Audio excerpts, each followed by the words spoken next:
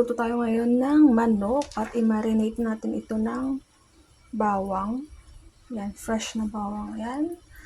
At gagamitin natin itong teriyaki sauce. Ayan. Yung teriyaki sauce at lagyan natin ng black pepper. Mas masarap yung pagkain, yung karne kapag may black pepper. Ayan, i-mix natin. Nag-add ako ng chicken stock seasoning yan. Bawal sa maarte. Dahil yan na. Kinamay ko na. Pero malinis naman yung kamay ko. Anyway.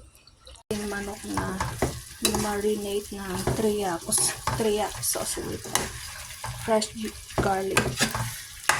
Sisimmer ko lang siya within 20 to 25 minutes.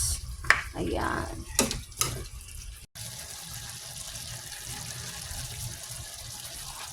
Luto na yung ating manok. Teriyaki.